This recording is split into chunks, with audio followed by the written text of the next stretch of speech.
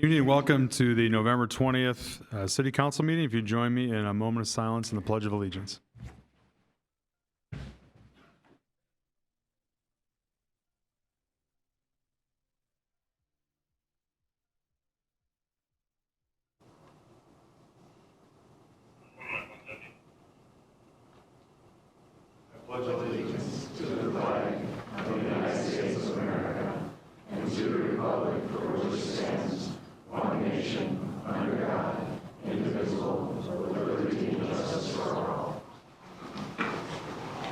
All right, Ms. Orlovsky, roll call, please.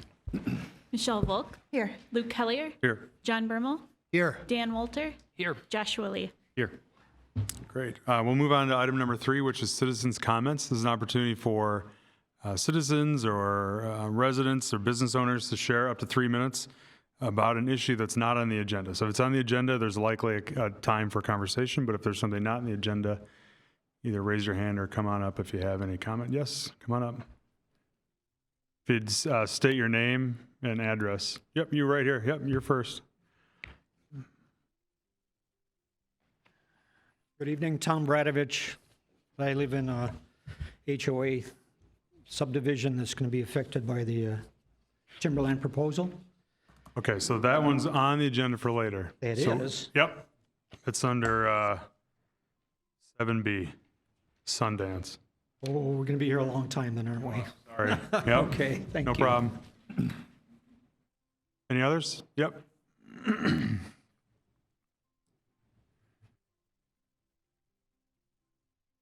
My name is Mark Eggers, and I live on 19141 Kenwood Way.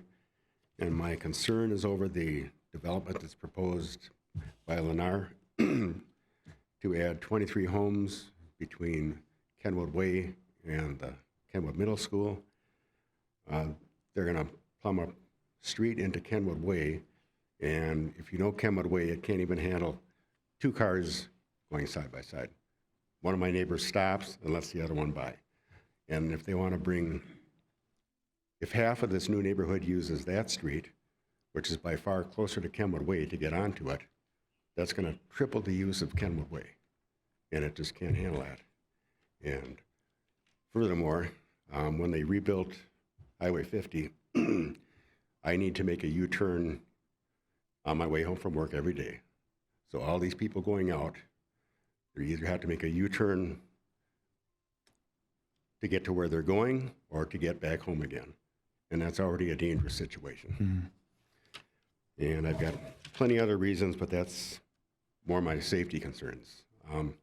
And they just rebuilt our street 2 or 3 years ago, and there's only 6 of us in this little neighborhood, and they wouldn't even put curbing in. Initially, we were gonna get curb and gutter, but then they must have decided it wasn't, I don't know what the reason was, but they didn't. So we're just a little neighborhood that can't handle 20 houses behind us. Yeah, so if you would leave your contact information, this project is one that the school district is in the process of selling. Our planning commission, I think, sometime in January is having a conversation. So I want to make sure you're plugged in because that's the appropriate time to share that feedback with planning before it comes to us.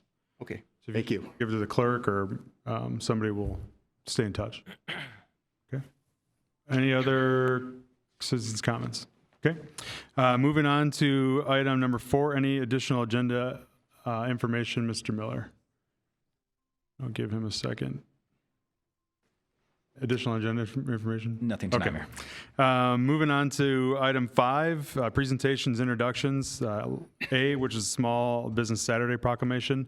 From time to time, the city will offer proclamations and different recognition. This upcoming Saturday is Small Business Saturday. It's an opportunity to try to focus some of your shopping locally, and so Councilmember Wolter will read this proclamation. It's a proclamation for Small Business Saturday. Whereas the government of Lakeville, Minnesota celebrates our local small businesses and the contributions they make to our local economy and community. And whereas according to the U.S. Small Business Administration, there are 33.2 million small businesses in the United States.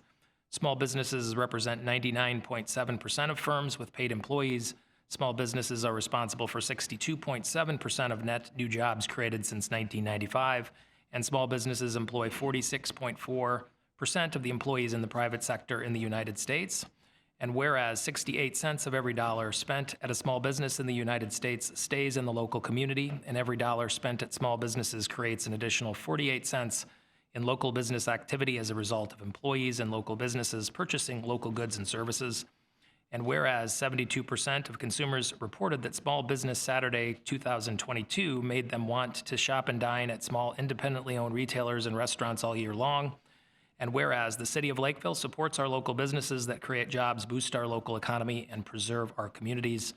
And whereas advocacy groups as well as public and private organizations across the country have endorsed the Saturday after Thanksgiving as Small Business Saturday, now therefore I, Luke Hellier, Mayor of the City of Lakeville, Minnesota, do hereby proclaim November 25th, 2023 as Small Business Saturday, and urge the residents of our community and communities across the country to support small businesses and merchants on Small Business Saturday and to shop small throughout the year.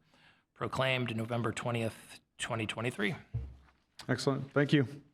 All right. That was very easy. Moving on to item B, and we will now have police officer introductions and oath of office, and I'll turn it over to Police Chief Paulson.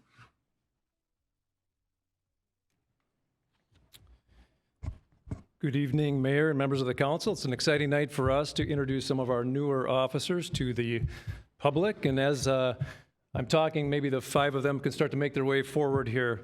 And I'll just touch on when we hire an officer, and I know this is a reminder for some, but the first 2 to 3 weeks are kind of an administrative onboarding phase before they even get seated in a squad car. And that's followed by a field training program, which is about 3 to 4 months. It depends a little bit on the experience that officer brings, their exposure to calls and things like that. All of these officers have completed their field training. We try to kind of find that window of introduction between the end of field training and about a year of service to the police department. And all of these officers are between 5 months and just about a year of service. So I am going to offer a brief introduction of each of them so that we have a little bit more than a badge number and a last name so the community can learn a little bit more about these people. As I'm doing that, they've each identified a friend, a family member, someone special to them to do a ceremonial badge pinning. I'm going to ask that those folks come up now as well. Hopefully steady-handed, folks.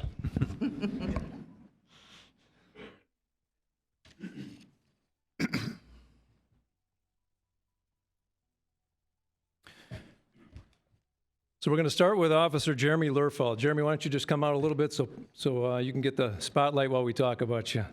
Jeremy's badge number 4840, and he brings a total of 27 years of policing experience. He began his career in 1996 working part-time for the Kenyon and Zumbrota Police Department until he was hired full-time in 1997 with the Goodhue County Sheriff's Office. While at the Sheriff's Office, he worked as a patrol deputy and in various roles including contract town liaison, school resource officer, emergency response team, and K-9. In 2005, he joined the Lakeville Police Department and worked primarily as a patrol officer, but also worked in roles including conflict resolution team, street crimes unit, crime scene unit, investigations, background investigator, and field training officer. In 2019, Jeremy was appointed as the chief deputy with the Goodhue County Sheriff's Office, where he oversaw 5 different divisions consisting of about 105 employees and $13 million budget. He performed many administrative duties in the Sheriff's Office during his time in this position. We were happy about a year ago when Jeremy came back home to Lakeville PD, where he is working currently as a patrol officer and a field training officer. Jeremy and his wife, Geraldine, reside in Jordan, and together they have 4 children, Cody, Gabe, Haley, and Amber. In his free time, he enjoys spending time watching his daughters play sports and relaxing at the family cabin. Jeremy Lerfeld.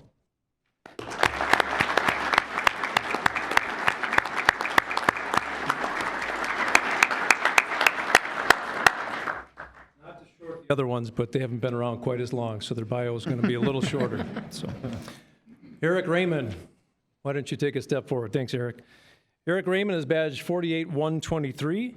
Eric was born and raised in rural Plainview, Minnesota, on a family farm.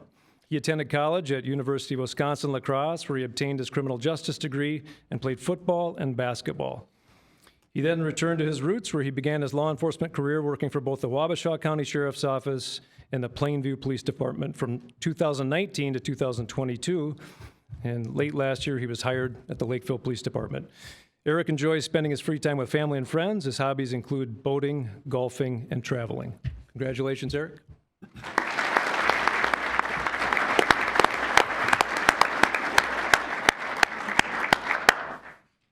Karstensen, badge 48124.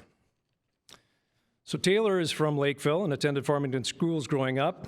He moved on to college at the University of Minnesota Duluth, earning his bachelor's degree in criminology. He continued his education and earned his associate degree with Rasmussen University for law enforcement. He has also been a member of the Minnesota Army National Guard since 2017. Taylor comes from a long history of first responders and community servants in his family. His family name has a long-standing history with the first responder community in Lakeville and is probably known and is recognized to many of you. All of this made working for Lakeville a very natural decision for him. In 2021, Taylor began as a community service officer with Lakeville PD, and upon completing his education, he was hired as an officer in May of this year. In his free time, Taylor enjoys being on the lake in the summer and skiing in the winter. He also spends time assisting the Minnesota Army National Guard Honor Guard team with military funeral honors across the state. Congratulations and welcome, Taylor.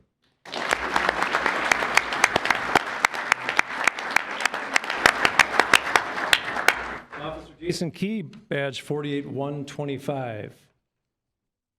Jason was born and raised in Red Wing and is the only person in law enforcement in his family. He received his associate's degree in law enforcement from Alexandria Technical and Community College and his bachelor's degree in police science from St. Mary's University. He started his policing career in 2016 working for the Goodhue County Sheriff's Office, where he spent about 7 years and was a field training officer and union steward in addition to his patrol duties. He started with us at Lakeville PD at the end of May. In his free time, he enjoys working out, duck hunting with friends, skiing, and taking his boat out on the Mississippi River with his wife, Kayla. Congratulations and welcome, Jason.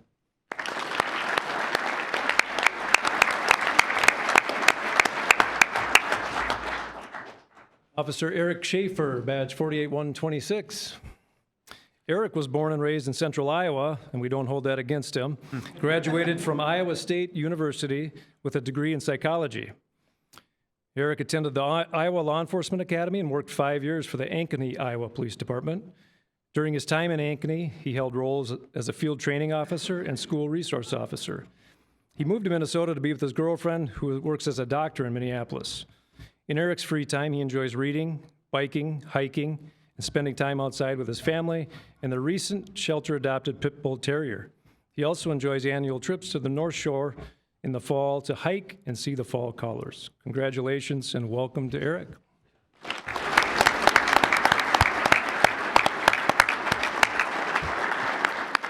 This time we'll ask the mayor to come down and read an oath of office, and you gentlemen can all do this in unison if you're capable of that. So. You guys want to come right here, just.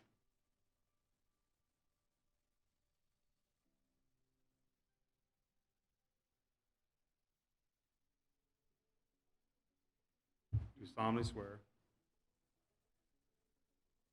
That I will support the Constitution of the United States. That I will support the Constitution of the United States And of the state of Minnesota. and the state of Minnesota, And faithfully discharge the duties and faithfully discharge the duties of the office of police officer of the office of police officer for the city of Lakeville, for the city of Lakeville, in the county of Dakota, in the county of Dakota, and the state of Minnesota, in the state of Minnesota, to the best of my judgment and ability. to the best of my judgment and ability. So help me God. So help me God. Very good.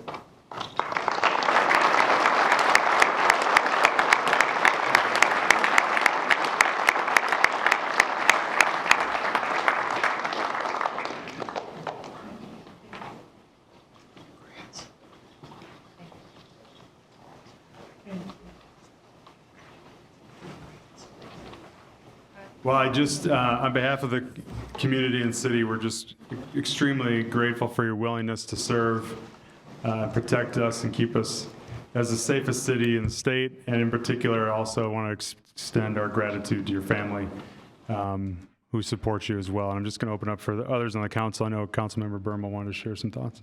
Yeah, I just want to echo the congratulations. We're glad you're in Lakeville. You are joining a professional, well-equipped, well-trained agency, and really, it's not a mistake or an accident that you're right here, right now. You all belong here.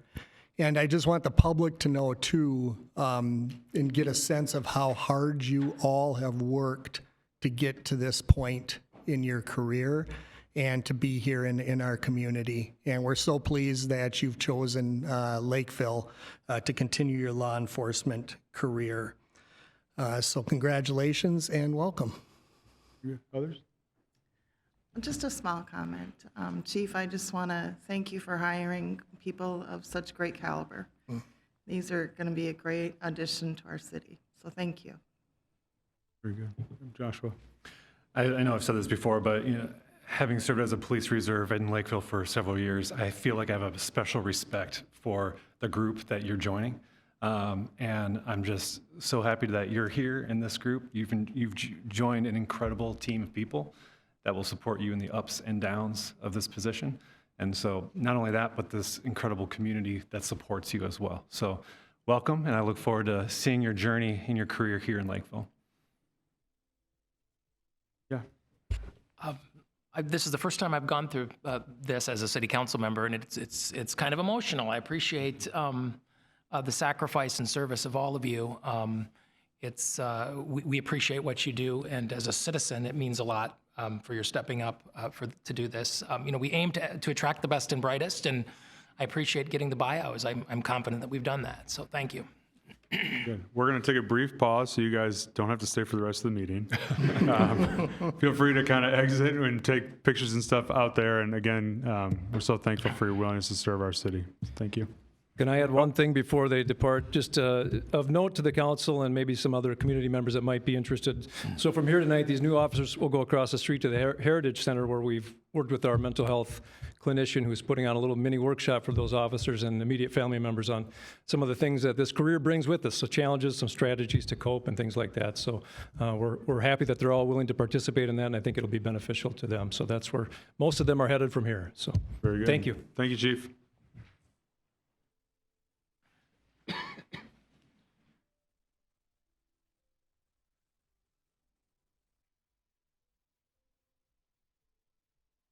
And if you guys that are staying want to spread out, fine.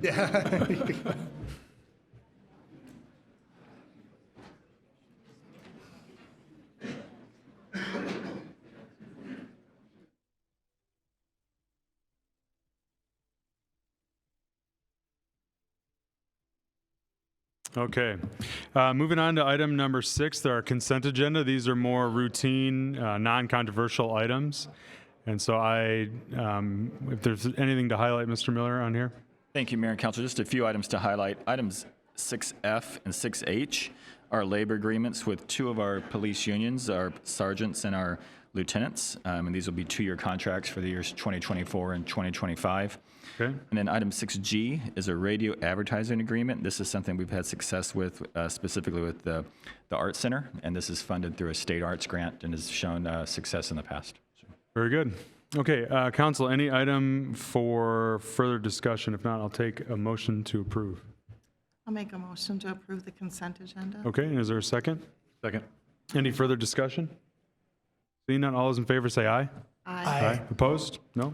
Okay, consent agenda passes. Moving on to item 7A, resolution ordering improvements and preparation for plans for the 2024 street reconstruction project in public hearing, and I'll turn it over to Mr. Omi, our Public Works Director.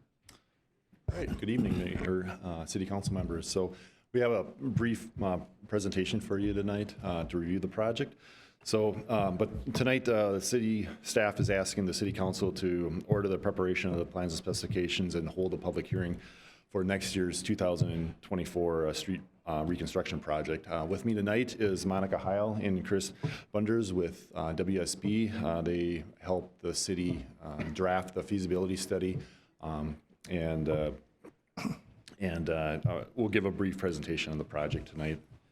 So I'm just kicking it off a little bit. So for the agenda tonight, we'd like to discuss a few topics, discuss the purpose and the need for the project, why we need to continue with the reconstruction project, review the proposed scope of the project, make sure the council's okay with what we're doing with on these streets.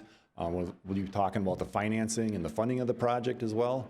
And then we also put together some preliminary assessment amounts for each individual project area, and we'd like to highlight those. We'll talk about the schedule for the project and where we go from here, and then hold a public hearing to discuss the project and see if there's any residents that would like to make any comments on the project at this point in time. So for this meeting tonight, we did invite 193 property owners that are on the project, in the project areas, to this meeting tonight as well. So the project in general includes 2.7 miles of streets that we'd like to consider for reconstruction. These are in 6 areas within the community. The pavements on these streets have deteriorated to the point where other pavement treatments such as overlays or patching are really not cost effective at this time. And the streets are deteriorated to the point where they really should be reconstructed. The streets have been identified for reconstruction based upon our criteria that we use for our pavement management program, and we also did an inventory of all the utilities in these areas as well too. They kind of are in need of some help as well. So with that, I'd like to invite Chris up to just go over briefly the project in general and talk about some of the highlights. Okay, welcome. Thank you very much, Paul. Yeah, as Paul stated, we have a number of areas here. Obviously, this is our first set of areas. I will not list all the streets here, but this is our first main area. Jaguar is one of note that is a minor collector, and as a part of the assessment was prorated down to be a standard city street. Kafkin Court as well is a part of this project. Italy Avenue and 201st Street. Italy Avenue currently is a non-curb section of the roadway, and part of the project, we will be including a full curb section for both 201st and Italy Avenue, which will be a great help for the drainage issues in this particular area, being right next to the lake. 205th, another area where the road is in desperate need of some updating. Another section, originally, this Ipswich neighborhood was originally going to be a part of the Mill and Overlay project that we were doing this year, but after doing further investigation into the existing roadway, we included it in this particular part of the project because the roadway itself is deteriorating to a point where a Mill and Overlay, as Paul stated, would just not be cost effective at this point and wouldn't extend the life of the roadway to a cost-effective point. Some of the background Paul kind of already gave you. Per the pavement management plan, we look at all the OCIs for the roadways to kind of give us a general marker for when we should and should not be reconstructing roads. 43.8 is well below that marker for doing that, and that's part of the reason it was a part of the capital improvement project for this year. The City Council authorized plans for the feasibility report in June of this year.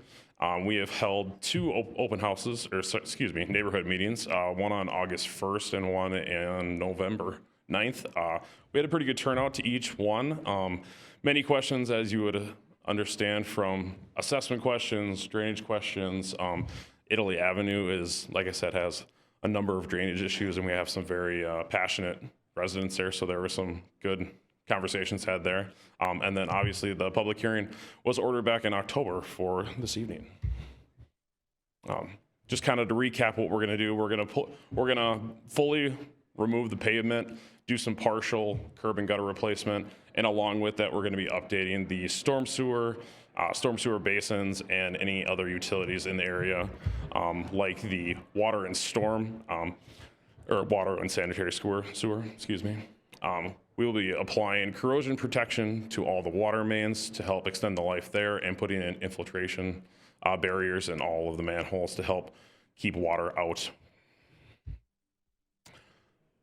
Total cost that we have right now for an estimated is $3.1 million. As you can see, the number of different areas of how the cost is being broken down and paid for. One of note is the special assessments, which is 40% of the assessable cost for the project is $900,000. Talking more about the assessments, obviously you guys all know the city policy is 40% of the street and storm sewer improvements. Like I mentioned, if there are any minor collectors or larger roadways that are outside of that city standard 32 feet, we would then prorate those costs down to be equal with that 32-foot local road. Another point of note, on Italy Avenue, it currently is not curb and gutter, as I mentioned. So the urbanization of that, which would be putting curb and gutter on it, is 100% accessible to the residents. So as you'll see later, 201st and Italy are in the same neighborhood, but they do have two separate assessment costs, and that would be the reason for that. Along with that, water main, sanitary sewer, storm sewer basins, all new storm sewer are not included in that assessable cost. All assessment parcels are denoted by individual units, so it is not by lineal footage, it is by individual unit, with the, obviously, the one example here of a townhome with multifamily units, that is a half unit, so if the assessment were 5,000, it would be 2,500 for the assessable. Commercial and public uses are obviously exempt and covered as a front footage. City accessibility policy, just to kind of reiterate that we are not counting properties more than once. If you are on a corner, you would be assessed where your driveway and where your access is to your property. That's how we determine the number of units on a, especially on a residential street where there's corners and cul-de-sacs and everything. And as I stated before, these are estimated assessments by neighborhood. Each individual neighborhood has its own assessment because each individual neighborhood has specific needs for the road and for the utilities. So Jagger, Jaguar, Caffin, 201st are as represented here. Italy Avenue, 205th, the townhomes off of 205th, and then the Ipswich neighborhood. The final amounts, obviously these are just estimates, will be based off of a construction as bid cost. We will have another assessment hearing in April and to discuss the final assessment costs, and then obviously deferment for qualifying hardships are available for these assessments. Property owner comments that we've received from the open houses and the new neighborhood meetings have been relatively all very positive. They're very encouraged by the city taking credit and taking ownership of these roads and going out and wanting to improve them. So drainage questions came up, of course, assessment questions came up, of course, but overall it was a very positive meetings. Moving forward, this is kind of our project schedule. We had our second neighborhood meeting here in November. Public hearing tonight. We will be preparing plans and specs from here on out, and then opening bids in February. That final assessment hearing in April, and then construction next year. If there's any questions, I'd love to take questions. Otherwise, we can conduct the public hearing. Yeah, I just have a quick question. Do you know what the phasing for Italy Avenue is? I bring that up to say, we're opening Antlers Park next year, and so I don't know what type of impact this would have on that opening. So, as far as the actual phasing of the construction, that would be mostly determined by the contractor. Okay. Whether it is at the beginning of the year or the end of the year, that's not something I can really speak to at this point, just because being that there's so many separate areas, I don't know where or what contractor will be doing that. So it will be based off of a neighborhood by neighborhood phasing. So they're not going to only do one half of Italy and then wait to do 201st, so to speak. But obviously, Antler Park is looking amazing. I've been out there a couple times. So the construction of Italy and 201st will not inhibit on that. Okay, very good. Other questions? Yeah, Michelle? Just a real quick one. When was the last time the Ipswich neighborhood was done that we would have at one point had it in a different category versus after examination, you determined it needed full repairs? So when was the last time it was done? That is a great question. I do not have that year. I believe it was 1993 was the last time there was a full reconstruct on it. I could definitely get back to you on that. I'm not sure the exact date. So it was at least Yes. 93 is 30 years ago. Okay. Yes. All Yeah, right. I believe just that was the wanted to last make time there sure was a full reconstruct long done. period of time. Correct, yeah. And actually what we found with the Ipswich neighborhood area is that it wasn't the top 1 or 2 inches of the pavement that was deteriorating. It was the 2, 3, and 4 inches below that. So going in and doing a mill and overlay, we would actually be taking off the best part of the road and putting on more good road, but on top of a base that is deteriorating, which would basically just perpetuate all that we're seeing now, cracking, issues with potholing through even faster because the base layer of it is deteriorating faster. Thank you. Could you go back to the proration of the width of the road? Yeah. Just to expand a little bit more about what Of that course. actually means.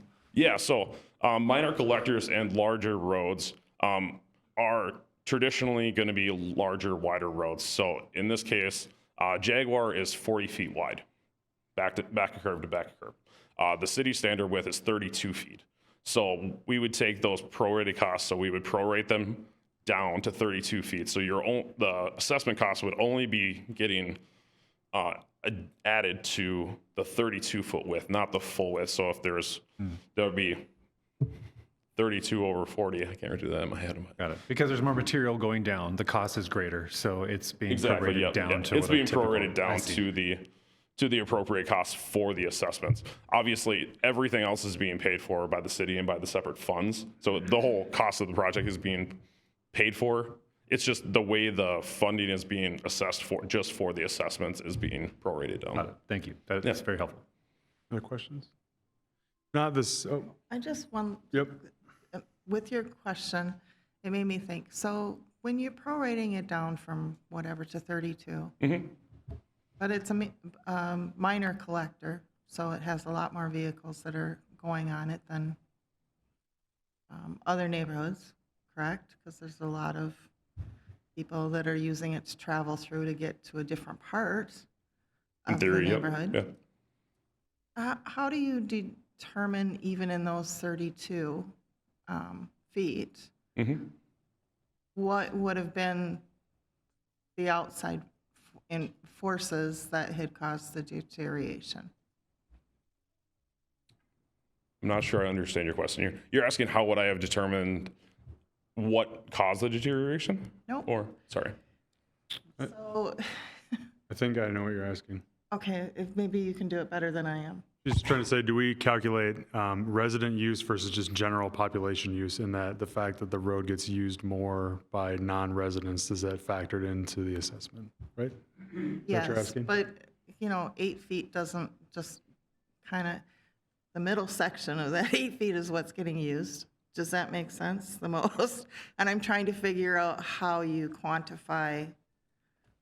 How do you quantify the like assessment and the benefit? Even though you took it down to 32, it just, Yep. I'm trying to figure out how you got there. I gotcha. Maybe Paul can speak to this more, but I know the paring it down to 32 feet is to allow for a standard width to be applied for all roadways. The benefiting properties will still be assessed per that 32 feet as if you were on Jacquard or another area in the same neighborhood.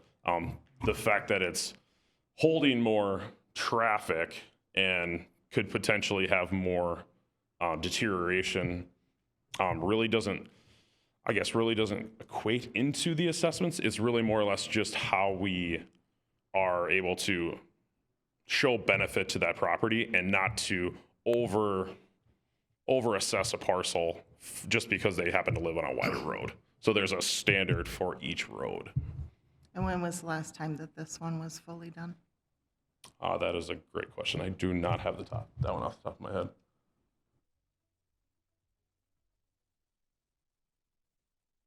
In 1996.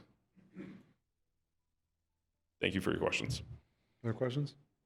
Okay, if not, this is a public hearing, so I will open the public hearing, and if there's residents who have comments about the assessment, you can come on up, share your name and address and your concerns.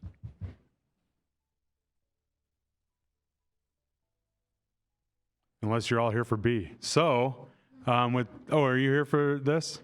Come on up.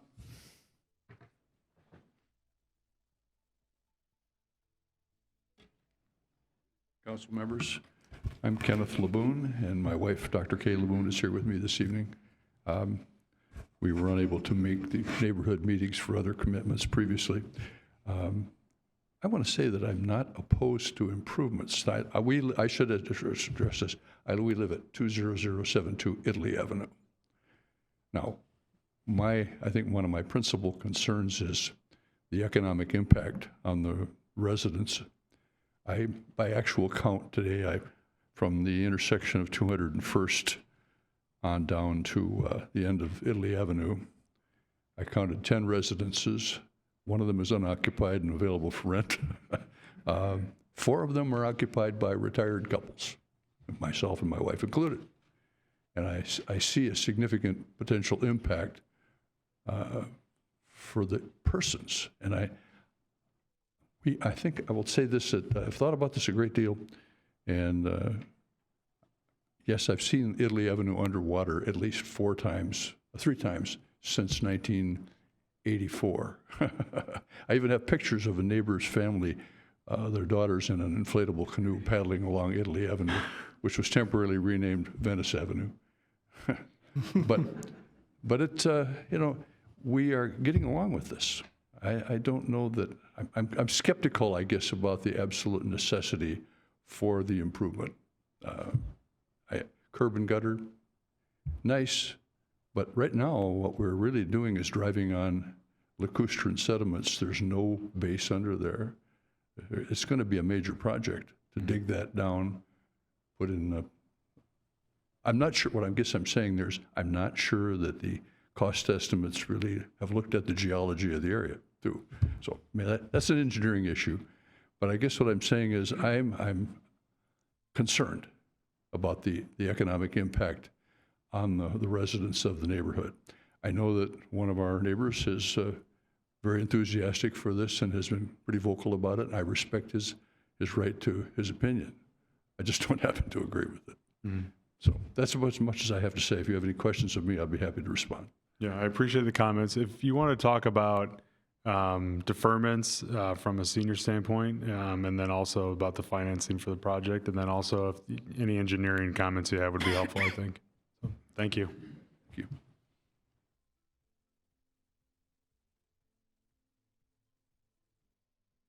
City council members, in regards to the deferment, there is a process that the property owner is going to go through to request deferment for special dispensation of the assessment. So there's a process, and I'll definitely work with the property owner and see if we can, if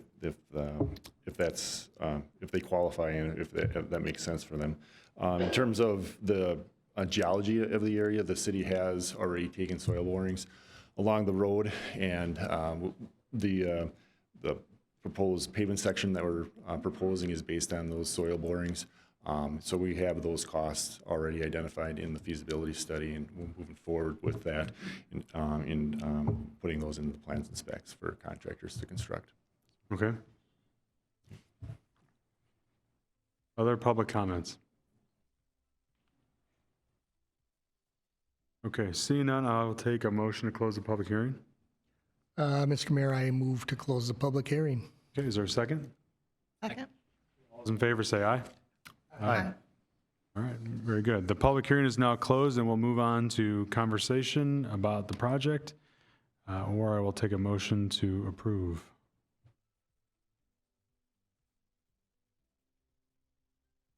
Joshua. Can I ask just for a little more detail about Italy Avenue and the specifics of that street and engineering-wise, I mean, it is close to the shoreline. I'm sure it has been flooded a couple times over the years. Just curious how we're anticipating that drainage to improve the project.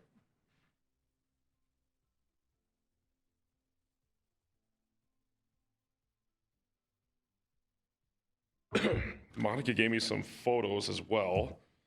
If there's an overhead camera that I can show these on. Yeah, Jack, if you're there. Perfect. So these are two of the concepts that we are proposing for Italy Avenue. Obviously, being right next to the lake, the actual lake level and the road level are just about the same. So obviously making drainage challenging. Right now, what the issue is the water that is trying to drain into the road is backing up into the system and is being seen by residents in the actual manholes. So this is one of the options that we came up with as a solution to that. So this is a slotted drain that'll actually be in the flow line of the new curb and gutter. This allows for us to take basically the existing storm sewer system and raise it so it is right below the curb and gutter. Normal manhole would have a measured drop and then a obviously gravity flow in the pipes below it. The problem with that is the longer the pipe is, the more drop you need. This basically will take and collect all of the water in the curb and gutter and then run it on this cross pipe that is actually across the road to keep everything right at that level. So higher or at the same level as the water in the lake. This will help get, with the combination of the curb and gutter and the combination of getting water to the gutters and then into these shallower storm sewer systems, it will allow us to outlet water into the lake at a higher elevation so that we don't have that backup onto the road and into the storm sewer structures. Sorry. And just to follow up, that's very helpful visuals for this project. So the identified issue of flooding is not because of lake overage, it's rainwater that we're solving the issue for. Yes, yeah, and obviously rainwater on a road is the ideal thing is to get it to the curbs or get it to the areas where it's going to flow the best outside of the driving lane, and then from that get it off of the road. So that is what our proposed design will do. It will get it into the curb and gutter. We will reestablish a 3% crown on the road, and then allow for it to get to the south to the corner of Italy and 201st, and then exit into the lake at a higher elevation. Great. Thank you very much. Yeah, absolutely. Extremely helpful. Other comments? Okay. Now I'll take a motion. Yep, John. I move to approve a resolution ordering the improvements and authorizing the preparation of plans and specifications for the 2024 street reconstruction project, City Project 24-02. Okay, is there a second? Second. Any further discussion? Okay, if not, roll call, please. Volk, Aye. Hillier, Aye. Bermel, Aye. Walter, Aye. Lee. Aye. Very good. Thank you for the presentation, and Thank you very make much. sure that you connect with Paul if you want to talk about any deferments. Thank you. Moving on to 7B, Sundance Lakeville Comprehensive Plan Amendment and Zoning Map Amendment, and I think Ryan Seiler and our Planning Director Daryl Morey are, who's presenting, Ryan? Okay. Welcome.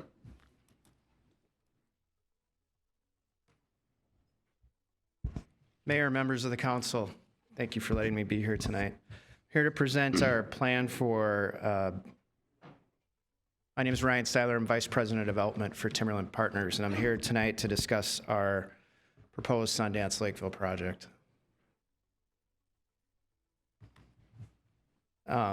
Property location is the northwest quadrant of Buck Hill Road and 162nd, or County Road 46.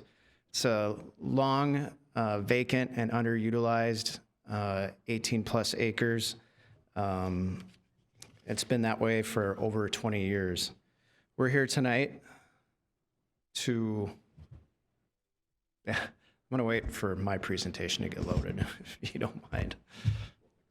Thanks.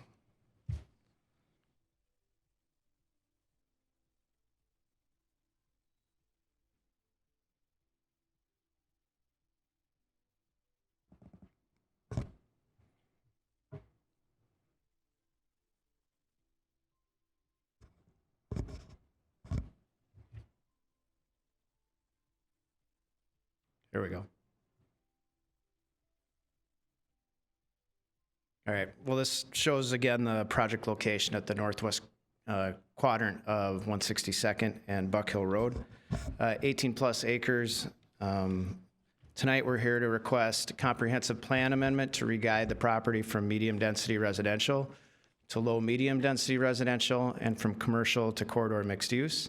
And then also to request a zoning map amendment to rezone from RM1 to RST2 and from C3 to M1.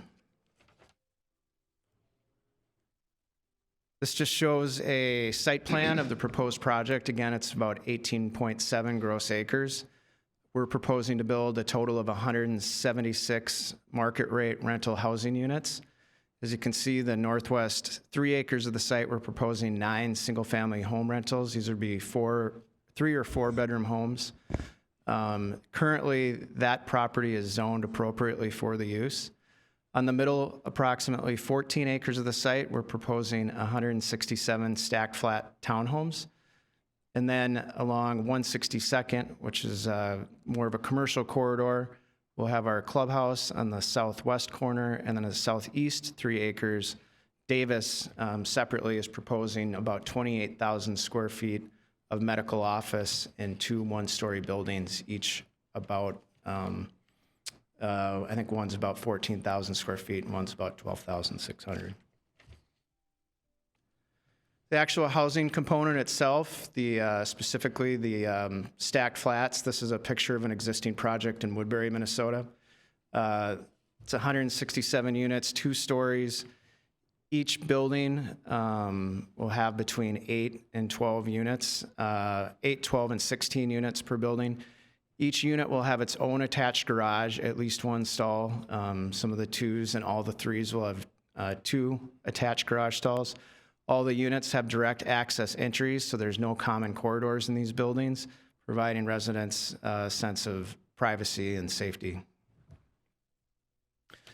Amenities for both the single-family units and the multifamily component. They'll share a 5,000 square foot community clubhouse, which will contain a fitness center, yoga studio, a club room. We'll have on-site management here with their leasing office, outdoor pool and kitchen, and then a dog park and dog spa. The single family, and I want to just reiterate, the single family portion of this will also share the amenity center and will be connected by sidewalk to this part of the project, to the amenities. These are just a few photos of some existing Sundance product we built before. The picture on the left is currently under construction in Omaha, Nebraska. The clubhouse on the right is the clubhouse for Sundance project in Woodbury. One thing to note here, this particular project in Lakeville will have considerably more brick as required by the city zoning code.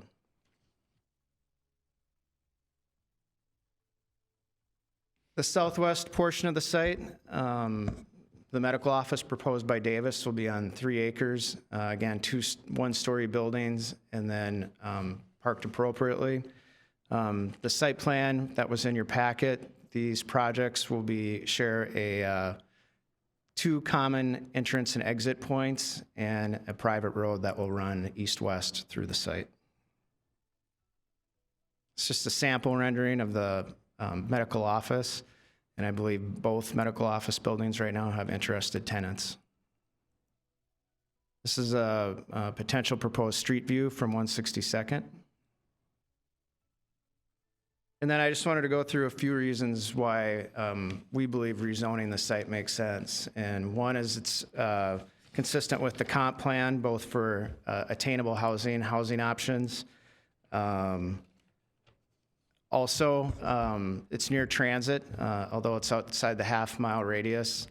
It's barely outside the half-mile radius to the park and ride. New employment and resident base to support the local businesses. Increased tax base for, again, a parcel that's been vacant for over 20 years.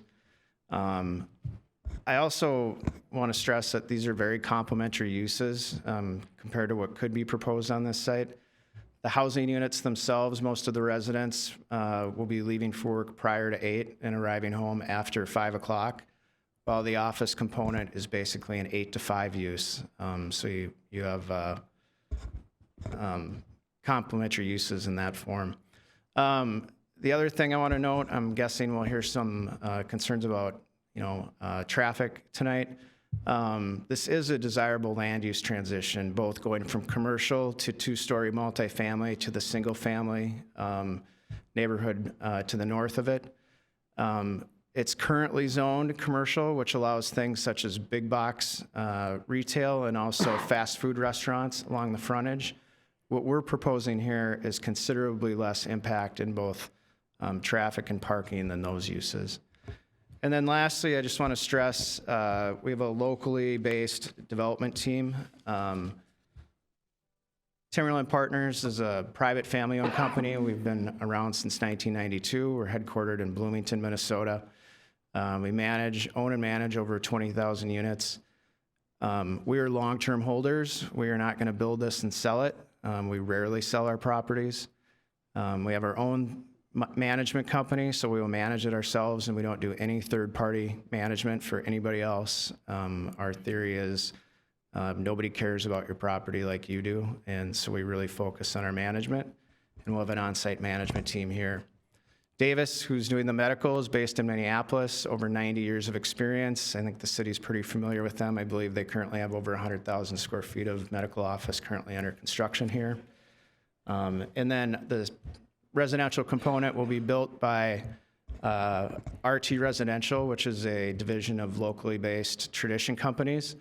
It's a multi-generational company, and in fact, all of these companies, Timberland, Davis, and RT are multi-generational companies, which I think shows the stability of the group that we've assembled here. We'll be around long-term, and we'll build a quality project.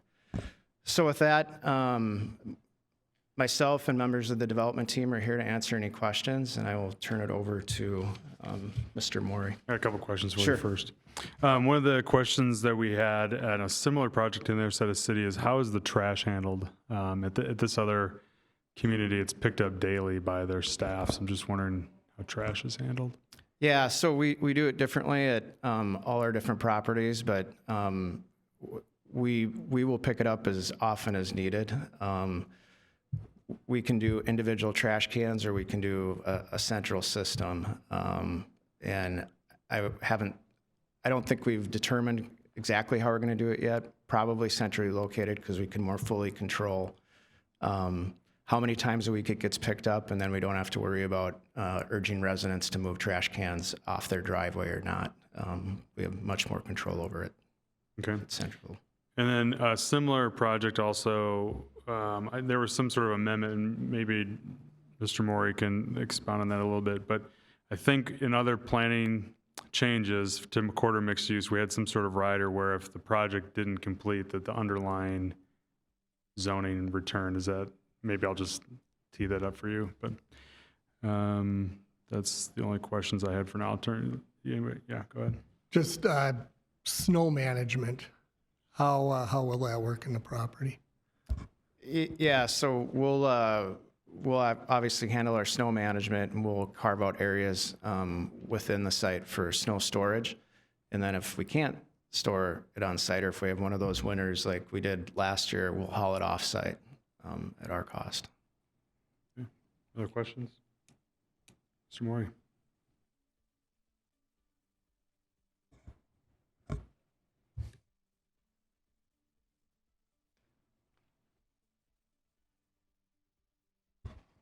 Good evening, Mayor and council members.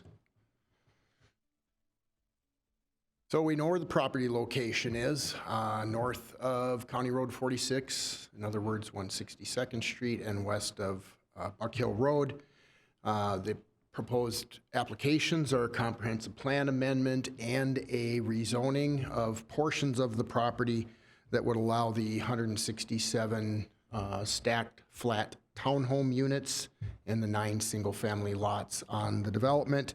The 2 commercial office lots that front County Road 46 are in the current commercial land use and zoning, and that portion's not changing.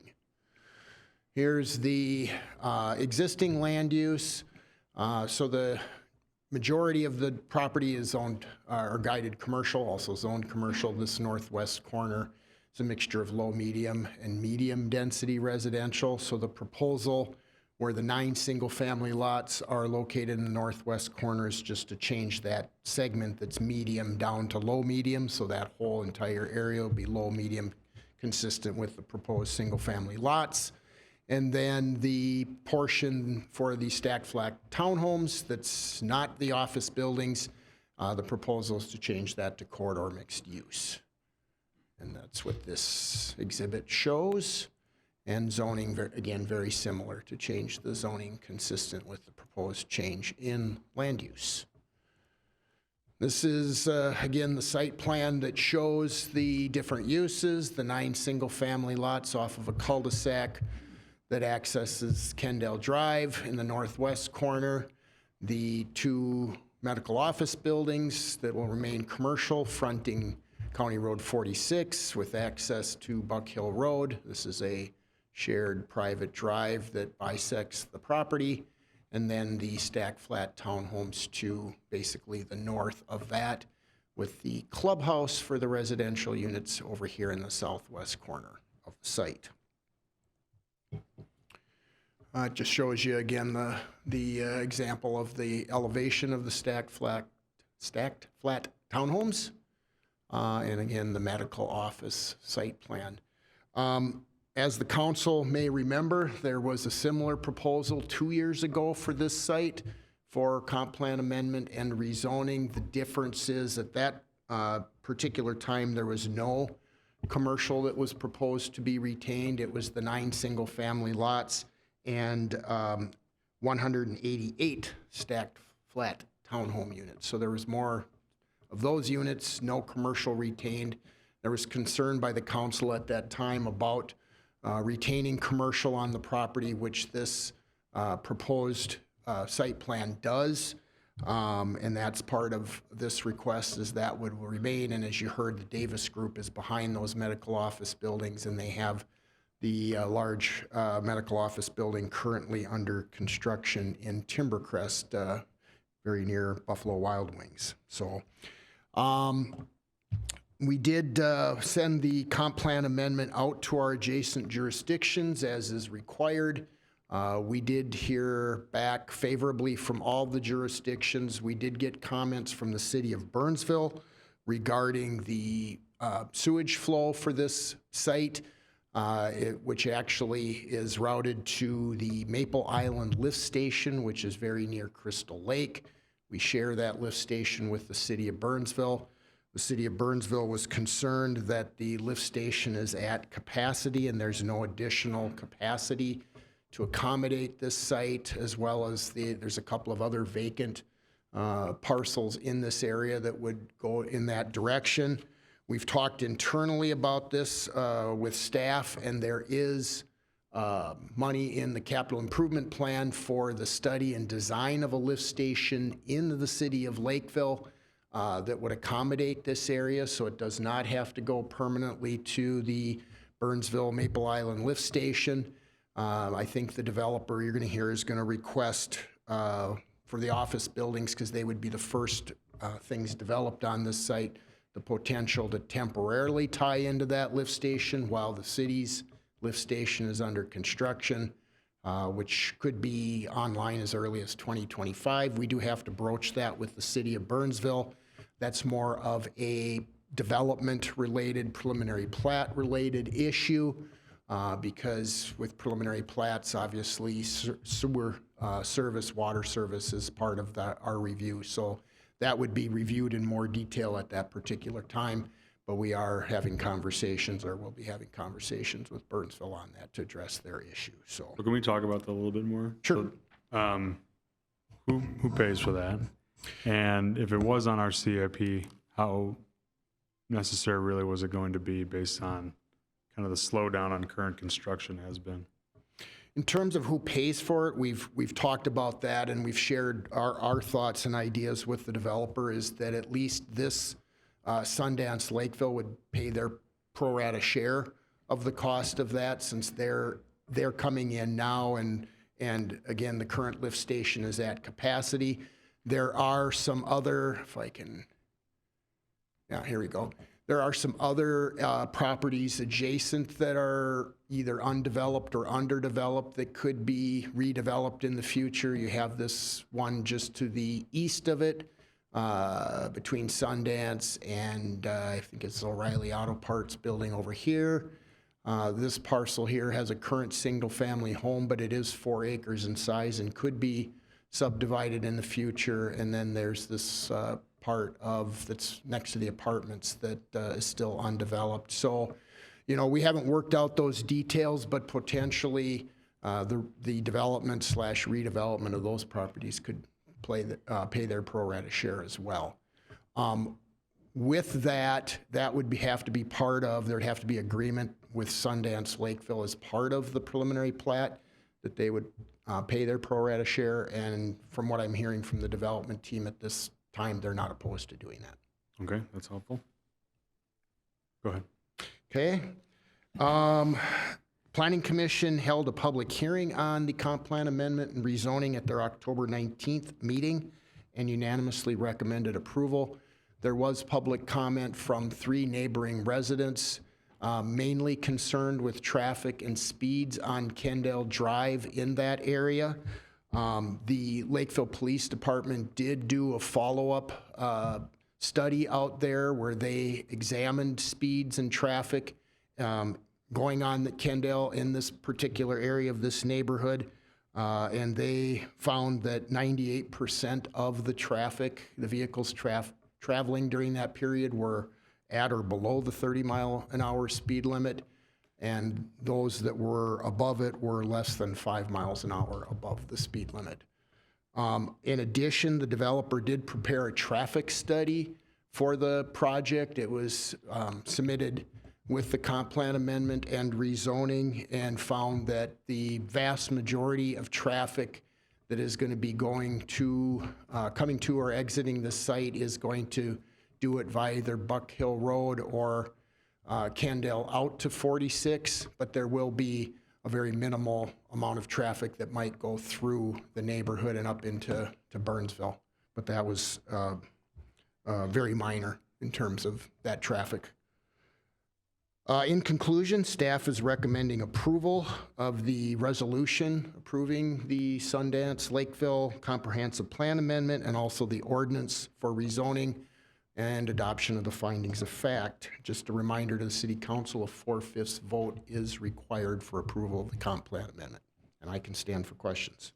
Okay. Just my question about, does the underlying, if this project doesn't go, does the underlying zoning return? Sorry, thank you for reminding me. Yes, if you look at the ordinance itself, right at towards the very end, before the signature, it does state that the approval of the rezoning is subject to the preliminary plat for Sundance Lakeville being approved. So, Okay, very good. Other questions? Joshua? Having reviewed the Planning Commission meeting, I heard the resident concerns about, and even from the Planning Commissioner, about walking around Kendall Drive.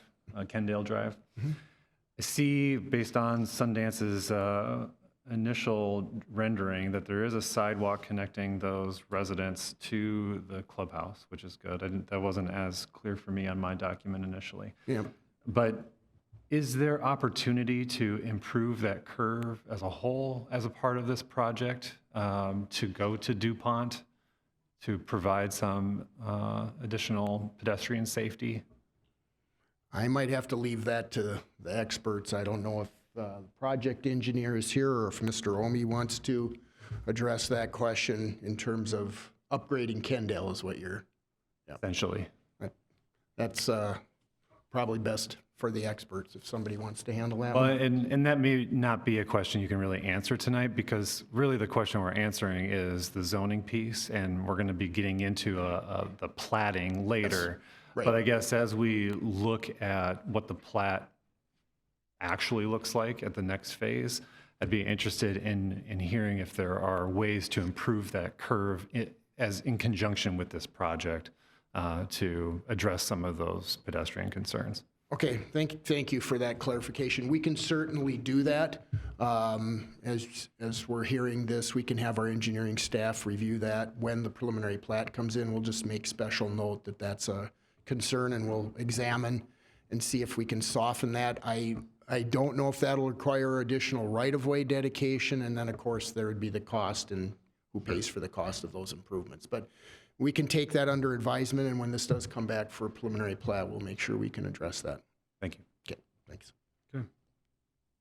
So this is not a public hearing, but we traditionally allow folks to comment up to about 3 minutes for issues like this. So feel free to come up, state your name, your address for the record, and share your comments. And again, if you'd please keep it to 3 minutes, we'd all appreciate that. But I will now open that up. So we'll start with you because you were Johnny on the spot an hour ago. Yeah, no, that's okay. Tom Bradovich, my wife Penny, and I live in the Streetland subdivision. Back in 21, when this did not get approval, were you aware of Burnsville's concerns with a lift station? I don't know if we got that far. In reading their response to Frank Dempsey's request for them to comment, a study will need to be completed and required improvements identified prior to approval of preliminary plat for the proposed development. Approval prior to the resolution would be considered premature. I would strongly, respectfully advise you guys to look carefully at this. Can you really build a lift station in 1 to 2 years? Secondly, the findings of fact concerning traffic. Traffic generated by the proposed use is within capabilities of the street serving property. My wife and I lived there for only 5 years now. But I'll tell you, how many vehicles do you think are going to be in 197 units? Are you referring to Kendale Drive or Buck Hill Road? Kendale Drive or Buck Hill. That's, I mean, conservatively, I'm going to guess, 250 vehicles coming in and out of that daily, funneling onto Buck Hill, and that exit is really close to 46, and then Kendale. Oh my God. That, I guarantee you, that cannot handle that amount of traffic. Those people are going to have a heck of a time getting into and out of that area. I respectfully request you guys to relook at that traffic study. The police study only looked at the speed limits. I don't think this area can handle that type of traffic. And I understand this is life in the big city. Cities want to grow. You want to increase your tax base. You're sitting on a parcel of land that is generating zero income for you guys. A developer comes on board and says, hey, look what I can do. And the dollar signs start ringing up in your head. Wrong place for that. It's just the wrong place. If a developer had proposed building, I don't know, could you squeeze in there 15, 20 houses that people were going to buy? I wouldn't be standing here. But for 176 units, and that kind of traffic, I think it's the wrong place. By the way, as an aside, thank you, Lakeville, for hiring police officers. If you know of anybody on the Minneapolis Council, maybe you could consider having those people do the same. Thank you for your comments. Other comments?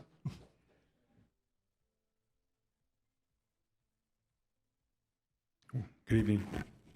Hello, Mayor and City Council members. My name is Chelsea Nguyen, and I live at 15956 Kendale Drive. And our backyard butts up to the property that we're talking about. My concerns with this development are the volume of homes, the townhomes/homes being rental properties, as well as the increase in traffic this development will create. Prior to moving to our current house, we owned a townhome in Burnsville. One of the reasons we decided to move was to have more privacy, as that is a big thing for us. We loved our current location because it was wooded and has lots of privacy with the freeway noise and County Road 46.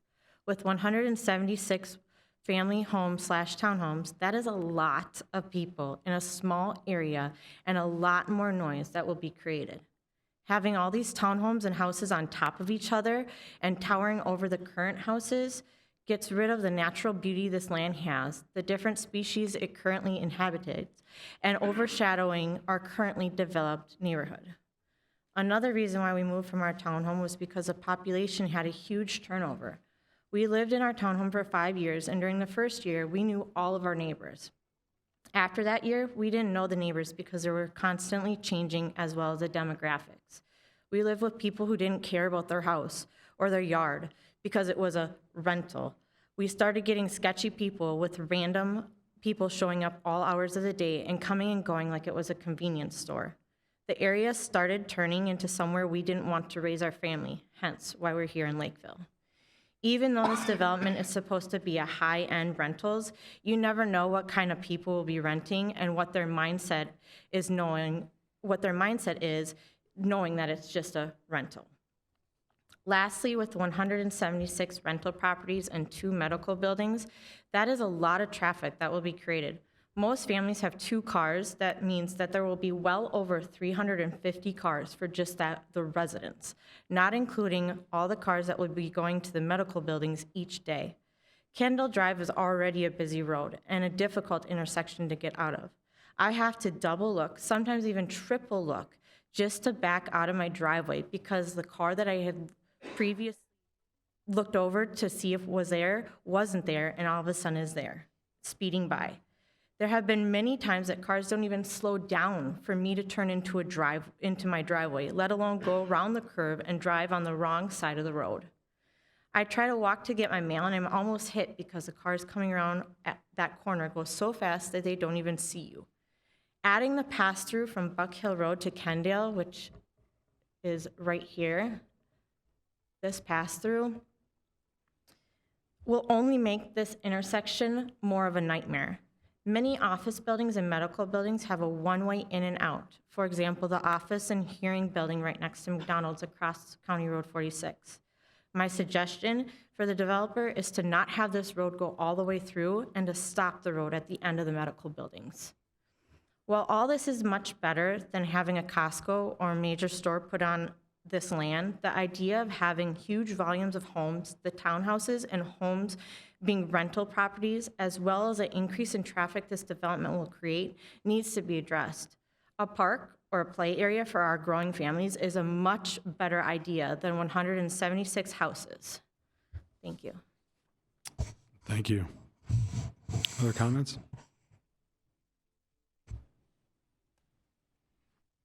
Hi, good evening, Mayor and council members. I'm Amy Erkenbrack, and I live at 11255 162nd Street West in Lakeville. And I'm wondering if is there a way that I can change this picture back to the aerial view that had the grass and the red line? This one, thank you. So I live at the property that you had mentioned that could be subdivided, that has a single-family home. So I'm on the west side of Kendale Drive, and I echo everything that has been said before. A couple things I'd like to add is on Kendale, that is the only thoroughfare going in and out of the Lakeville neighborhood and the Burnsville, West Buck Hill area. All of those residents come down and take Kendale if they are going to be going east on County Road 46, because that is the only convenient way to do so. Otherwise, there's a median in the road, and or you're not going to go on to 5. The quickest path is from A to B, so you're not going to go on 5 to take a left onto County Road 46. And so with that being said, I'm happy that with the planning commissioners that they recognize that a high density is not necessarily the most conducive for that area, and they want to lower the density. Even with the lower density, there's still a lot of density. One thing, and I'm very thankful with that we were able to partner with the Lakeville Police Department, that they were able to put in have some tools available, resources available to determine what the speed was, are there crazy drivers, et cetera. The key thing with that is that we really need a survey done. One of those survey strips, how many cars are coming and going on a daily basis? Again, I know that this is not the meeting for that, but with the building of, or the consideration of building this land out, it is really important that we address the traffic concerns. And even if there's a thoroughway on 158, where that top red line is, and or if you just, as Mr. Lee was saying, maybe readjust the curve in the road to where there's a stop sign, a speed bump, something that would stop traffic from, going in and out of on that road so frequently, so fast. If there was a way that we could redirect, have another outlet for the West Buck Hill folks, maybe they go out onto Buck Hill Road, that would be wonderful. So that's all that I have to add. Thank you. Okay, very good.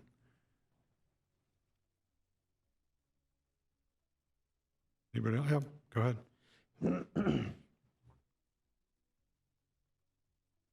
My name is Kay Fecky, and I live in the HOA neighborhood Streetland Edition.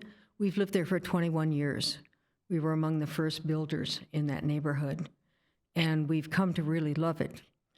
My concern, and my husband's, are the fact that only 3 residents were commented. I apologize that I wasn't at the earlier meeting, but the density in this development, while efficient, if there are 176 units with 2 people per house, it's 352 people.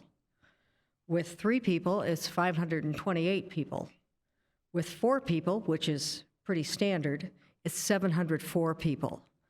The amount of traffic that has been discussed is excessive, and having to navigate that when there are families with small children on either side, on both the south side, the north side, and the west side of this development, it really does change the nature of the neighborhood.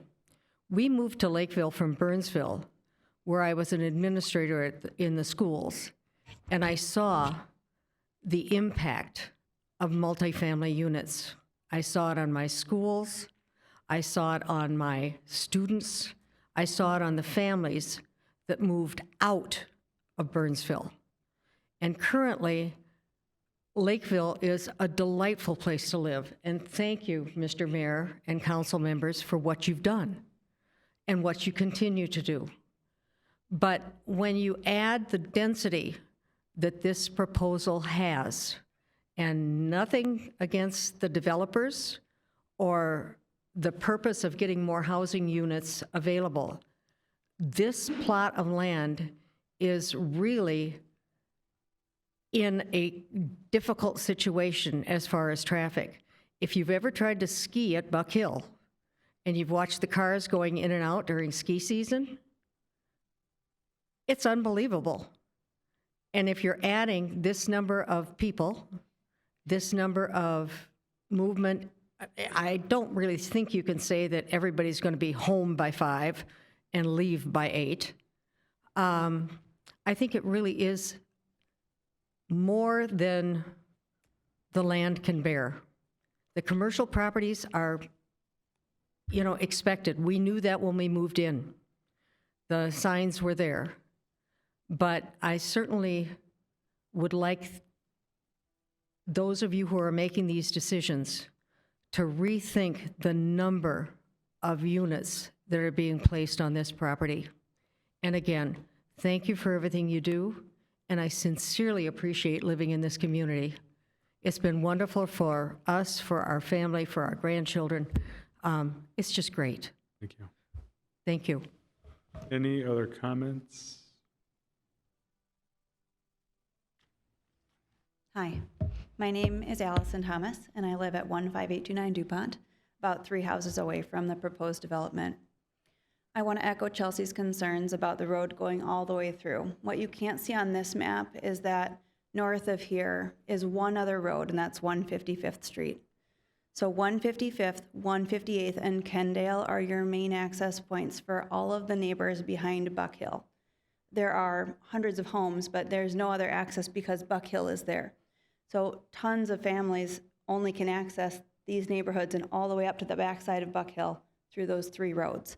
So to add this additional development with hundreds of homes would significantly add to our traffic. I also want to note that when we moved in here, we didn't realize that DuPont was such a busy road. We have 3 kids, and I know that many of the families on our street have made comments about how much traffic crosses DuPont because many of the families that need to go to 158th, that need to go to Burnsville will take DuPont Avenue to 158th and then out north on 5. So that would be the same for families coming from the new proposal to get out to 5. Many of them would take DuPont to 158th. So I have personal concerns, and obviously I feel concerned for my kids because of DuPont Avenue already being so busy. And I know that we already have traffic that comes from the HOA development that takes 158th to get out to Burnsville. So I would also strongly recommend that the road end, that it come from Buck Hill Road only and not access Kendale. I would like to verify that the picture shown does include a sidewalk. Is that correct? I do really appreciate the addition of a sidewalk because I realize that the speed limit is 30 miles an hour, but 30 miles on a straight road is significantly different than 30 miles on a curve. And there is no safe place at this time for anybody to take a walk. My family likes to take after dinner walks. I know I'm probably not the only one who does that.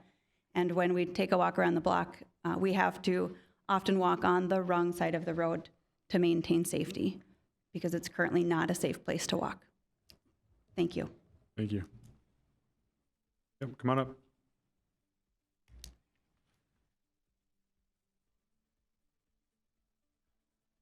My name is Alexei Zaitsev. I live right on 15825 DuPont, like west of just a few houses left of the land we're talking about. So when I look at the map and about density, so our neighborhood is a west side of the property we're talking about, that neighborhood. And if you look at the size of the land, we have only 45 homes there. Land is just kind of bigger than land we're talking about.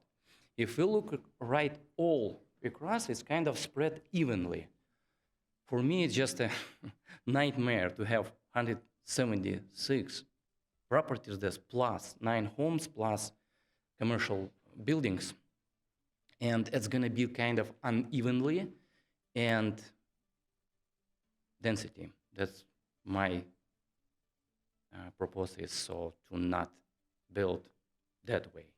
So, and kind of like get all plans together and probably review the plans. Okay, very good. Thank you. Anyone else? Can I just have a show of hands of how many people, just so I don't have to keep saying anyone else? I just got 3 or so. Okay. Mayor, council people, my name is Matt Lyson, and I live on Kennard Court, which is just around Kendall. If you follow Kendall around, can I use my finger on that map? Or Oh, the mouse might be able to show you, yeah. all right, which is just over here. And I want to reiterate what several people have already said to make the point of traffic flow as it is today. Again, all these people up through here and all these people here, if they are going to 35E, come through Kendall.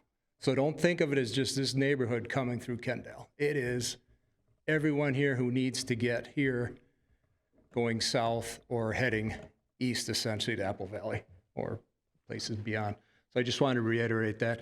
Now, another thought, I hope you can clarify something for me, because I thought when we got postcards sent out to us a few months ago, that it stated that it was low-density proposal. Did that change in the meantime here, or? I don't believe so, but I'll add that to I'm writing down questions people had, and we'll go through them, so I'll add that Yeah, on. I just wanted to make sure, because I know Debbie's with me here over here, and I turned to her, I go, well, at least they're proposing a low-density solution here.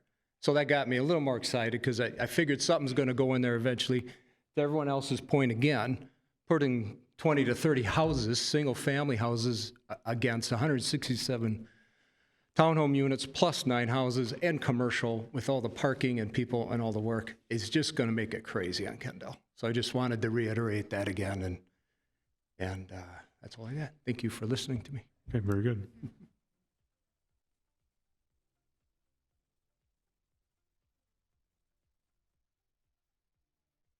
Emily Pearson, I'm on Fremont, 15701 Fremont. I'm here echoing a lot of what you've been hearing. I have 4 children, and I think that this discussion should actually be about safety, because I don't let my 4 children go the route of DuPont. Like, if they want to go to McDonald's, I make them walk to the light along a county road, which is far safer than going on the curb of DuPont. This is safety, and they should address a sidewalk or something of that nature before even considering adding more homes. And it's actually, I have a hard time when I was reading about it, like apartments stacked. Like, it's just too many people, and this is a safety issue. Thank you. Thank you.